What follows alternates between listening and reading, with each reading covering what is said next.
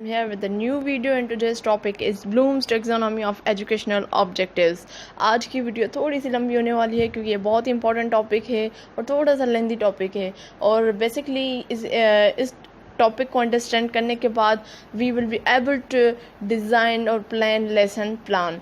ठीक है, तो उसमें आपको बहुत अच्छे से आपको समझ आ जाएगी कि हमें किस तरीके से लेसन प्लान बनाना होता है। और आज जो है इस वीडियो में सबसे पहले हम ब्लूम्स की बायोग्राफी को देखेंगे, देन टेक्सोनॉमी ऑब्जेक्ट्स का मतलब क्या है वो देखेंगे, देन जो ब्लूम्स टेक्सोनॉमी के जो 3 डोमेन्स हैं बेसिकली आज हम उसको डिस्कस करेंगे with the example. So start करते हैं आज की वीडियो। सबसे पहले who is the Bloom. So Bloom का जो कंप्लीट नेम है वो बेंजामिन ब्लूम है। ठीक है, he was a Jewish American educational psychologist. उसके कंट्रीब्यूशन क्या क्या थी, बेसिकली उसने जो ये क्लासिफिकेशन है एजुकेशनल ऑब्जेक्टिव्स की वो दिया था, और थ्योरी ऑफ मास्टरी लर्निंग, ये दोनों चीज़ें किसने दी थी, बेंजामिन ब्लूम ने दी थी। ठीक है, ओवरव्यू अगर देख लें टेक्सोनॉमी का मतलब क्या होता है, ऑब्जेक्टिव्स का मतलब क्या होता है।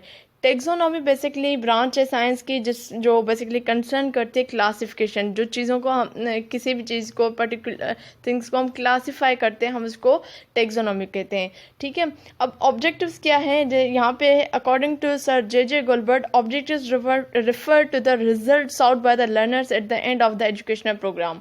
मतलब कोई भी प्रोग्राम, कोई भी सेशन, कोई भी इवेंट अटेंड करने के बाद स्टूडेंट्स एट द एंड उनको क्या रिजल्ट मिलेगा, वो क्या अचीव कर रहे हैं, उनकी लर्निंग क्या हो रही है, बेसिकली वो जो है ऑब्जेक्टिव है। जैसे हम लेसन प्लान में लिखते हैं at the end of the lesson student will be able to define what is cell. तो ये हमने ऑब्जेक्टिव बना लिया कि आज की क्लास अटेंड करने के बाद स्टूडेंट डिफाइन कर पाएंगे कि सेल क्या है। ठीक है, टेक्सोनॉमी बेसिकली ये जो वर्ड है टैक्स से आया हुआ है, जिसका मतलब है अरेंजमेंट, एंड नॉर्म्स मतलब साइंस, मतलब अरेंजमेंट हम करते हैं इसमें। Science of arrangement means a set of classification principle और structure, and domains mean category. ठीक है, अगर हम कहें कि ब्लूम्स के 3 जो हैं ब्लूम्स टेक्सोनॉमी के 3 कैटेगरी, उसमें उसको क्लासीफाई किया गया है 3 कैटेगरीज में। ठीक है, और वो कौन सी हम आगे उसको देखेंगे। ओवरव्यू अगर हम इसका देख लें तो जो ब्लूम्स टेक्सोनॉमी है वो बेसिकली क्रिएट हुई थी 1956 में। ठीक है, under the leadership of educational psychologist doctor Benjamin Samuel Bloom. अच्छा, उसके साथ उसके कुछ को ऑथर्स भी थे। ठीक है, और ये क्यों उन्होंने मतलब इसको क्यों उन्होंने ये बनाई थी ब्लूम्स टेक्सोनॉमी, इसका मतलब ये था कि promote higher form of thinking in the education rather than just remembering facts. जिसमें मेमोराइजिंग वगैरह उनका ये कंसर्न नहीं था, इनका कंसर्न था कि उनकी हायर ऑर्डर थिंकिंग पे फोकस किया जाए। जब वो क्लास में बचा हो तो उनके हायर ऑर्डर थिंकिंग पे फोकस किया जाए। This taxonomy was created to categorise a continuum of educational objectives which would also allow us to select appropriate classroom assessment techniques for any course। सिर्फ ये टीचिंग लर्निंग से नहीं बल्कि ये assessment में भी हमें हेल्प करती है। ठीक है, so it's a complete overview of Bloom's taxonomy. Definition अगर हम देख लें तो Bloom's taxonomy is a classification system use to define and distinguish, मतलब इसको डिफरेंट करती है लेवल्स ऑफ ह्यूमन कॉग्निशन। अब इसमें कौन सी डिफरेंट लेवल्स आ रहे हैं वो हम फर्दर उसको आगे देखेंगे, जिसमें अगर जैसे यहाँ पे लिखा हुआ है थिंकिंग, लर्निंग एंड अंडरस्टैंडिंग। ठीक है, अब क्लासिफिकेशन ऑफ 3 डोमेन्स, इसके जो है बेसिकली 3 डोमेन्स है ब्लूम्स टेक्सोनॉमी के 3 डोमेन्स है। सबसे पहले जो है वो कॉग्निटिव डोमेन है। ठीक है, here is second is affective domain, and third is psychomotor domain. Further इनकी कुछ लेवल्स हैं, हर एक की अपनी अपनी लेवल है, वो हम फर्दर इसको डिस्कस करते हैं। कॉग्निटिव ऑब्जेक्टिव बेसिकली ये बेंजामिन ब्लूम ने ही दिया था। फिर इफेक्टिव ऑब्जेक्ट जो ब्लूम और उसके जो को ऑथर थे उन्होंने दिया था, और साइकोमोटर ऑब्जेक्टिव सिर्फ वो उनके को ऑथर थे उन्होंने दिया था। मतलब कह सकते हैं जो कॉग्निटिव और इफेक्टिव है उस वक्त ब्लूम मौजूद था, साइकोमोटर ऑब्जेक्टिव में ब्लूम मौजूद नहीं था। ठीक है, उनके को ऑथर ने उसको बाद में पब्लिश वगैरह किया करवाया साइकोमोटर ऑब्जेक्टिव्स। अब हम cognitive domain, affective domain, psychomotor domain. ठीक है, अगर हम एक एक को देख लें, ये कॉग्निटिव डोमेन है तो उसके 6 लेवल्स हैं।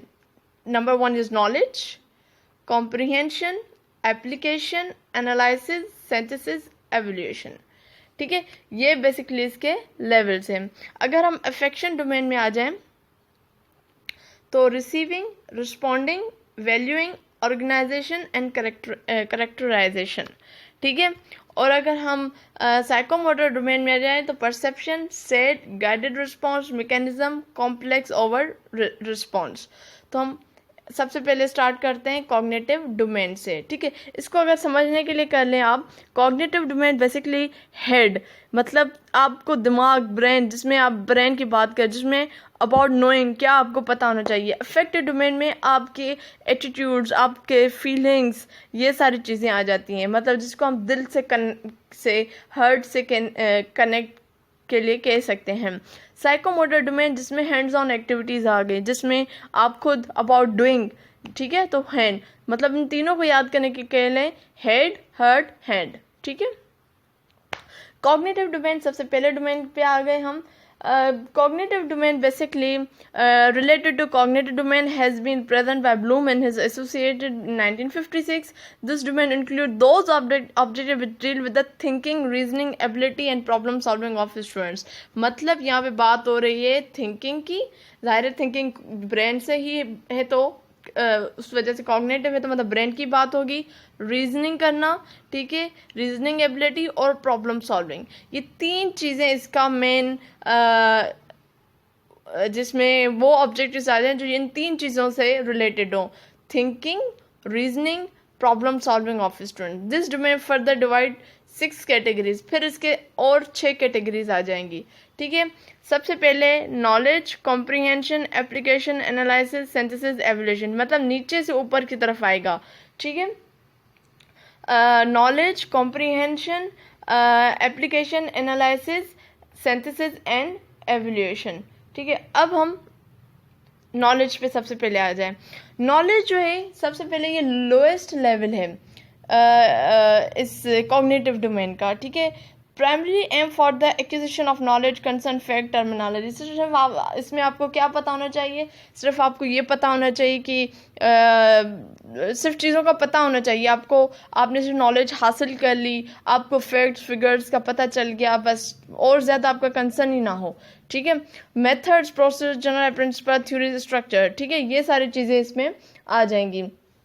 या अगर हम इसका कोई एग्जाम्पल देख लें तो जिसमें ये आ जाएगा, they name the artist who painted the moon, Mona Lisa. ठीक है, आप इस तरीके से सिर्फ उसका नाम बता देना, आपकी कोई इतनी ज़्यादा थिंकिंग नहीं, आपको अगर रट्टा लगा हुआ है, आपको कोई आपकी मेमोरी अच्छी है, देंगे। ठीक है, नॉलेज बेस ये होगा, इसमें आपको कोई ज़्यादा सोचने की ज़रूरत नहीं पड़ेगी कि वो आर्टिस्ट कौन है, या आपने कोई कैलकुलेशन करके आपने बतानी, जी नहीं, आपने सिर्फ रिकॉल किया और आपने बता दिया।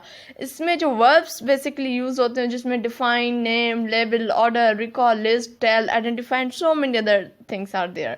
ठीक है, अच्छा, अगर हम इसको कम्प्लीटली अगर ओवरव्यू करें तो नॉलेज मतलब knowledge of specific anything, knowledge of ways and means of dealing with specific, and knowledge of universal and abstraction, that's it.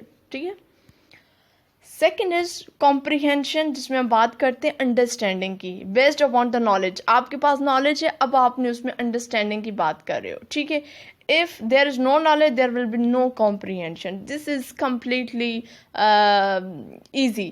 ठीक है, कि आपके पास अगर नॉलेज नहीं है तो आप कॉम्प्रीहेंड भी नहीं कर सकते। कॉम्प्रीहेंड करने के लिए पहले आपके पास नॉलेज होना ज़रूरी है। If means basic understanding of facts, idea, method, process, principle, theories. ठीक है, आपको पता होगा कि प्लस का मतलब क्या है, या प्लस अगर आप किसी चीज़ को ऐड कर रहे हो तो आप कौन सी साइन यूज़ करोगे, प्लस की करोगे, ये बेसिक नॉलेज होगी आपको, तो फिर आप आगे फर्दर किसी प्रोसेस में आप खुद को इंक्लूड कर सकते हो। ठीक है, अगर हम इसको थोड़ा सा एग्जांपल देखें तो compare historical events to contemporary situations. आप कंपेयर करो, अगर आपके पास पहले नॉलेज नहीं होगी तो आप कंपेयर कैसे करोगे। ठीक है, अब अगर इसमें अब जो वर्ब्स यूज़ होते हैं बेसिकली वो होते हैं clarify, classify, identify, interpret, illustrate, paraphrase. ठीक है, ETC। और बहुत सारे इसमें और हैं, जिसमें अच्छा अगर हम इसको ओवरव्यू करें तो कॉम्प्रिहेंशन बेसिकली ट्रांसलेशन की बात होती है, कॉम्प्रिहेंशन बेसिकली इंटरप्रेशन की बात होती है, कॉम्प्रिहेंशन बेसिकली एक्सट्रापोलेशन की बात हो रही होती है। ठीक है, अब हम आ गए हैं एप्लीकेशन लेवल पे। एप्लीकेशन में जिसमें क्या होता है, use of abstraction in particular and concrete situation. आपके पास नॉलेज है, ठीक है, आपने कॉम्प्रिहेंड भी कर लिया, अब आप पर्टिकुलर नॉलेज को आप अप्लाई कर रहे हो। ठीक है, अब स्टूडेंट बेसिकली क्या करते हैं, ट्रांसफ़र करते हैं, यूज़ करते हैं उस डेटा को जो या प्रिंसिपल को या किसी भी इंफॉर्मेशन को, ठीक है, उसको अब अप्लाई कर रहे होते हैं। जैसे यहाँ पे एक एग्जांपल है कि 100 - 15 = 85। ठीक है, तो स्टूडेंट्स को पहले पता होगा कि माइनस में बेसिकली होता क्या है, तो ही वो कर पाएंगे। अगर हम एक और उसका एग्जांपल देखें, apply the rule of law to a new situation.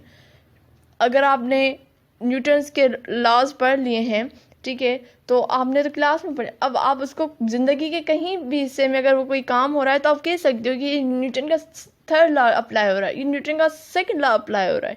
Basically आप यूज़ कर रहे हो उस लॉ को। ठीक है, अगर हम इसके वर्ब्स को देखें तो बेसिकली यहाँ पे apply, assess, calculate, develop, prepare, choose. ठीक है, ये जैसे हमें कहा जाता है कि कैलकुलेट करें कोई क्वेश्चन, तो बेसिकली अब हमारे पास पूरी नॉलेज है, हमें पता है माइनस कैसे करना है, प्लस कैसे करना है, डिवीजन कैसे, मल्टीप्लिकेशन हम बेसिकली अप्लाई कर रहे हैं। ठीक है, अगर हम इसको ओवरव्यू करें तो basically application, generalize affairs, law, principle and theories, diagnose of people's weaknesses, basically वो भी बताते हैं। ये मोस्टली आपने देखा होगा कि आप बच्चों को आपने मैथ का एक एग्जाम्पल समझाया और जो एक्सरसाइज बुक में दी गई है वो ही बच्चे कर लेंगे। अब आप कोई दुनिया भर के कोई और बुक लेकर आए, टॉपिक सेम हो, ठीक है, वो अप्लाई नहीं कर पाते नॉलेज। ठीक है, या बेसिकली उन्होंने कोई मैथ का टॉपिक पढ़ लिया है, अब आप उसी नॉलेज को वर्ड प्रॉब्लम में कह रहे हैं कि वहाँ वो करके दिखाएं, तो वो नहीं कर पाते। तो वो वहाँ पे फिर कुछ और फैक्टर्स हैं वो हम देखेंगे, लेकिन बेसिकली इस कहने का मतलब ये है कि जो एप्लीकेशन लेवल होती है वो हमें टीचर्स को जो है स्टूडेंट्स की वीकनेसेस का भी बताती है। और third point is application of content and law by the people's. ये इसकी बेसिकली बात हो गई। अगर हम इसके नेक्स्ट पे आ जाएं, दैट इज़ द एनालिसिस, जिसमें क्या करते हैं हम ब्रेक डाउन करते हैं, break down of communication states, constituent elements और पार्ट। हमारे पास नॉलेज है, हमारे पास जो इन्फॉर्मेशन हम उसको पार्ट्स में करते हैं। ठीक है, और फिर हम हर एक पार्ट का इफ एंड बट्स देखते हैं। ठीक है, हम उसको डिस्टिंग्विश करते हैं, हम उस नॉलेज को क्लासीफाई करते हैं, हम उससे रिलेटेड एविडेंस लेकर आते हैं, हम स्टेटमेंट क्वेश्चंस बनाते हैं। ठीक है, बेसिकली ये पूरा कहाँ होता है, ये पूरा होता है एनालिसिस में। अगर हम इसका एग्जांपल देख लें एनालिसिस का, तो जैसे कहा जाता है कि compare this book to the last book you read. फिर आप एक कोई नोट लिखते हो या कुछ पैराग्राफ लिखते हो, तो आप कंपेयर करते हो, आपने जो पहले अभी बुक पढ़ा और जो आपने लास्ट प्रीवियस बुक पढ़ा था, उन दोनों कंपेयर कर के आप उसके बारे में लिखते हो। यहाँ पे जो वर्ब्स होते हैं बेसिकली वो आते हैं classify, distinguish, compare, categorize, arrange, contrast. मतलब आप उनके अपोजिट पॉइंट्स के ढूंढते हो। अगर हम इसको ओवरव्यू करें एनालिसिस को, तो इसमें क्या होता है कि आप एनालिसिस करते हो एलिमेंट्स को जो उस पर्टिकुलर टॉपिक में या स्पेसिफिक नॉलेज में होता है। ठीक है, analysis of relationship, analysis of organized principle. अब हम आ जाते हैं नेक्स्ट जो है सिंथेसिस। सिंथेसिस में क्या होता है, आप put together of elements and parts as to form a whole. अब आपके जितने भी वो पार्ट्स मौजूद हैं आप उनको मिलाते हो तो आपको एक कंप्लीट बने। ये आप कहाँ करते हो, ये सिंथेसिस में करते हो। ठीक है, इसमें students originated, integrate and combine idea into product, plan और proposal that new to him. वो सारी इंफॉर्मेशन सब पार्ट्स वगैरह बनाकर एक पूरा कंप्लीट बना लेते हैं, प्रोडक्ट या प्लान या प्रपोजल, और ये उनका अपना न्यू होता है। He can create, design, invent and develop. अब अगर फॉर एग्जांपल स्टूडेंट ने स्कूल में कुछ टॉपिक पढ़ लिए साइंस के, अब उन्होंने पढ़ लिए, अब उससे रिलेटेड उन्होंने कोई प्रोजेक्ट बना लिया, मतलब उन्होंने जो नॉलेज पूरी उनको पार्ट्स में मिलती रही थी, अब उन सारी नॉलेज को मिलाकर उन्होंने पर्टिकुलर कोई साइंस का टॉपिक प्रोजेक्ट बना दिया। ठीक है, he can combine different type of information to find alternative solutions. ठीक है, अब अगर हम यहाँ पे इसके हम एग्जांपल देख लें सिंथेसिस के, जिसमें कहते हैं create a new product, give it a name and plan marketing campaign. ठीक है, पहले अगर उनके पास पूरी इंफॉर्मेशन होगी और फिर उनको उन इंफॉर्मेशन को मिलाकर फिर अब वो एक पूरा न्यू प्रोडक्ट बना देंगे। ठीक है, अगर हम इसके वर्ब्स देखें तो इसमें होता है compile, create, establish, design, generate, develop. ठीक, अगर हम अब इसका ओवरव्यू देखें तो सिंथेसिस में बेसिकली क्या होता है, unique combination by arranging different elements and suggest new plan by combining all elements and establish an abstract relationships among different elements. So last is evaluation, judgment about the value of material and method for given purposes. Judgement की बात हो रही है यहाँ पे। ठीक है, students can जज व्हाट ही लर्न। अब वो खुद जज कर सकते हैं कि उन्होंने क्या पढ़ा है, वेदर इट इज़ राइट और रॉन्ग।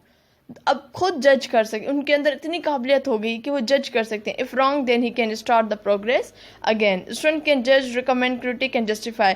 जैसे हम पीयर फीडबैक की बात करें तो क्लासरूम में ऐसी एक्टिविटीज़ होती हैं कि एक दूसरे का वर्क चेक किया जाता है, तो आप समझ देंगे अब स्टूडेंट्स इतने काबिल हो गए कि वो एवेल्यूएट कर सकें दूसरों का काम, उनको क्रिटिक कर सकें, उनको जस्टिफाई कर सकें, वो बता सकेंगे कि उन्होंने यहाँ पे कोई गलती इनकी कोई मार्क काटी है तो क्यों काटी है। ठीक है, इसमें अगर हम इसका एग्जाम्पल देख लें तो इसमें क्या होता है, given the data available in our research question take a position and define. ठीक है, ये इसका एग्जाम्पल। अगर हम इसके वर्ब देखें, जस्टिफाई, एवेल्यूएट, जज, प्रेडिक्ट, डिसाइड, डिफेंड। ठीक है, आप डिफेंड करें कि पाकिस्तान की इकोनॉमी जो है कोरोना में नीचे आ गई है, तो आप डिफेंड करेंगे। आप यहाँ दुनिया आपने जितना मटेरियल पढ़ा है, रिसर्च पढ़ी है, आप वो उसके रेफरेंस देंगे, आप उसके साइटेशंस देंगे। ठीक है, उस तरीके से आप डिफेंड करेंगे अपने जो आपका स्टेटमेंट है, हाँ हुई है, नहीं हुई है, हाँ हुई है, तो कैसे मतलब आप उसको प्रूफ करेंगे। ठीक है, अब हम इसका अगर ओवरव्यू देख लें एवल्यूएशन का, तो इसमें judgement in term of internal evidence, judgement in term of external evidence. ठीक है, अब हम आ जाते हैं एक और बेसिकली 1956 में जो ब्लूम्स टैक्सोनॉमी थी, फिर उसके बाद उसकी एक रिवाइज वर्जन भी आया, वो 2001 में आया। उसमें सिर्फ फ़र्क क्या था, और ज़्यादा कोई फ़र्क नहीं था। इसमें एक फ़र्क था जो मैं बार बार बता रही थी आपको कि इसके वर्ब्स कौन से हैं। पहले वो सारे नाउन में होते थे, जब इसको रिवाइज किया गया तो वो सारे वर्ब्स में आ गए। और ऊपर के जो दो हैं, जैसे अगर हम देख लें 1956 में तो सिंथेसिस के बाद एवल्यूएशन आ रहा है। ठीक है, ये देखें एवल्यूएशन बाद में आ रहा है, लेकिन रिवाइज में एवल्यूएशन पहले कर ली इन्होंने और सिंथेसिस को उन्होंने कन्वर्ट कर दिया क्रिएट में। ठीक है, ये बहुत इंपॉर्टेंट पॉइंट है, इसको ज़रूर ज़हन में रखिएगा। अब हम आ जाते हैं इफेक्टिव डोमेन पे। इफेक्टिव डोमेन बेसिकली जिसमें objective deal with the attitude, values, interest, appreciation, इसमें ये सारी बातें आ जाती हैं। ठीक है, अब these object of effect divide into 5 major class of objectives. इसके 5 मेजर क्लासेस हैं। ठीक है, सबसे पहले receiving, responding, valuing, organizing, characterizing, और फिर again receiving, responding, valuing, organizing, characterizing. ठीक है, अब इसमें मैं हर एक को अलग अलग नहीं पढ़ेंगे, लेकिन बस मैं यहाँ से आपको एग्जाम्पल की तरह बता देती हूँ। जिस तरीके से कॉग्निटिव में नॉलेज जो है लोएस्ट लेवल है, तो यहाँ पे रिसीविंग जो है वो लोएस्ट लेवल समझा जाता है। इसमें क्या होता है, स्टूडेंट्स पैसिवली अटेंशन बैठे होते हैं, चुप करके अटेंशन उनकी होती है, वो पढ़ रहे होते हैं। ठीक है, अब इसमें क्या होता है कि इतनी ज़्यादा लर्निंग नहीं हो रही होती है, चुप करके बैठे हुए हैं, वो ना खुद हाथ से कुछ कर रहे हैं। ठीक है, ना वो इतना कुछ इन्वॉल्व हैं। ठीक है, वो सिर्फ पैसिव बैठे हुए हैं क्लास में, वो सिर्फ उनको इन्फॉर्मेशन मिल रही है। ठीक है, उनको उनकी मेमोरी में आ रही चीज़ें बस। अगर हम इसका एग्जांपल देखें कि अगर हम ये कहें कि स्टूडेंट सा पर्सन हेल्पिंग पुअर, स्टूडेंट ने देखा जो गरीबों की मदद किया, बस उन्होंने देखा, वो चुप करके बैठे हुए उनको देख रहे हैं बस। ठीक है, अब अगर हम आ जाएं रिस्पॉन्डिंग में आ जाएं, अगर हम इसी एग्जांपल को कंटिन्यू करें तो इसमें क्या होता है कि स्टूडेंट ने देखा, देखते ही साथ उन्होंने रिस्पॉन्ड किया। अब कैसे रिस्पॉन्ड करेंगे, वो एप्रिसिएशन देंगे उस पर्सन को जिसने गरीब की मदद की। ठीक है, मतलब उन्होंने कोई रिस्पॉन्ड किया। ठीक है, अब अगर हम क्लास के एग्जांपल ले लें तो टीचर से बोर्ड पे लिख नहीं रही, टीचर बाकायदा उनसे सवाल कर रही ड्यूरिंग द क्लासरूम, उनसे पूछ रही, स्टूडेंट्स जवाबात दे रहे हैं, चुप करके नहीं बैठे हुए हैं, ठीक है, ये रिएक्ट कर रहे हैं बेसिकली स्टूडेंट्स, ठीक। थर्ड की हम देख लें, जो थर्ड है हमारी वैल्यूइंग, इसमें बेसिकली हम उसी एग्जांपल को कंटिन्यू कर रहे हैं। तो he gives the value that helping poor and appreciable work. अब उनको उनके अंदर एक वैल्यू वो बताएंगे, उनके अंदर एक वैल्यू होगी, वो वैल्यू देंगे उनको, उन लोगों को जो लोग गरीब लोगों की मदद करें, ठीक है। अब इसमें जब स्टूडेंट्स जो हैं स्टूडेंट जो एसोसिएट करते हैं कुछ वैल्यूज़ उस पर्टिकुलर नॉलेज के साथ कि हाँ ये अच्छी है, ये इंजॉय करते हैं बेसिकली, ठीक है। ऑर्गेनाइजिंग, जिसमें अगर हम उसी एग्जांपल को करें कंटिन्यू करें कि स्टूडेंट्स जो हैं उन्होंने ऑर्गेनाइज कर ली अपनी लर्निंग को कि कैसे मदद करनी होती है एक गरीब की, उन्होंने ऑर्गेनाइज कर ली, ठीक है। मतलब student can put together different values, information, ideas and can accommodate them with in and her own schema, ठीक है। उन्होंने अपने अंदर वो सारी चीज़ें अडॉप्ट कर ली। नेक्स्ट है इसका करेक्टराइजिंग। अगर उसी एग्जांपल को हम कंटिन्यू करें तो बेसिकली अब क्या हो जाएगा, बच्चों में एक आदत बन जाएगी कि उनकी एक आदत बन जाएगी कि वो उनके करेक्टर का पार्ट बन जाएगा गरीबों की मदद करना। पहले स्टार्ट कहाँ हुआ था, रिसीविंग से, सिर्फ वो देख रहे थे, ठीक है। अब इसमें क्या होता है, ये जो लेवल होती है वो हाईएस्ट लेवल होती है स्टूडेंट्स की, वो एब्स्ट्रैक्ट नॉलेज बिल्ड करने की कोशिश कर रहे होते हैं, इतनी इनकी लेवल बढ़ जाती है, ठीक है। Next is psychomotor domain. Basically इस डोमेन में जो स्टूडेंट्स जो डील करते हैं वो मैनुअल एंड मोटर स्किल्स, वो हैंड्स ऑन एक्टिविटीज़ पे होते हैं, ठीक है। इसको भी फर्दर 5 कैटेगरीज में डिवाइड किया गया है, जिसमें न्यूट्रलाइजेशन, आर्टिकुलेशन, परस्यूएशन, मैनिपुलेशन, इमिटेशन हम कह सकते हैं, ठीक है। अगर हम पीछे देखें तो इसके और नाम भी थे, जिसमें था fundamental movement, perceptual reflex, fundamental movement, perceptual abilities, physical abilities, skill movement and non descriptive communication. हम उस तरीके से इसको सामने रखेंगे। इमिटेशन में बेसिकली क्या होता है कि स्टूडेंट्स कॉपी कर रहे होते हैं, कोई एक्शन हो रहा होता है, सिर्फ उसको कॉपी कर रहे हैं, ठीक है। टीचर कैसे कर रहे हैं।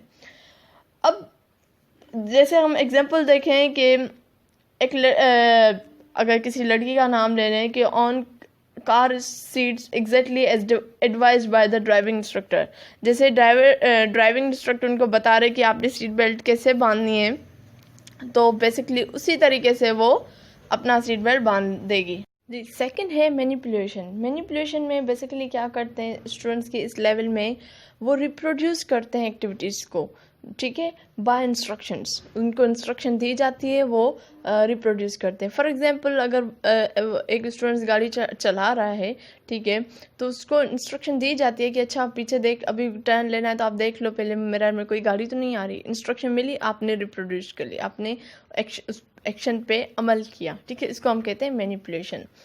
थर्ड इसका जो है प्रिसिशन, इसमें execute skilled independent of help, जैसे slow the car down into anticipation of great light without being instructed, ठीक है। तो ये बहुत इसका इजी है। उसके बाद है आर्टिकुलेशन। आर्टिकुलेशन में क्या होता है कि अडॉप्ट करता है expertise to complete a non standard objectives, जैसे stop behind a park car to give way to incoming vehicle without instructions, ठीक। लास्ट है इसकी न्यूट्रलाइजेशन। इसमें ऑटोमेटिक स्किल्स यूज़ होती है, अनकॉन्शियस मास्टरी ऑफ स्किल्स तक वो बच्चा पहुंच जाता है। इसमें इसमें प्रैक्टिकल ड्राइविंग टेस्ट हो जाती है और वो इंडिपेंडेंटली वो टेस्ट में पास हो जाता है, ठीक है, वो सेटिस्फैक्ट्री लेवल तक आ जाता है। अब हम इसका अगर कंक्लूजन निकालें तो इसका ये होगा कि simply a classification system, educational goal that tie into the level of students' comprehension that is necessary for achievement or mastery. Bloom's taxonomy helpful for teacher in making his teaching learning process effective. Simple, ठीक है।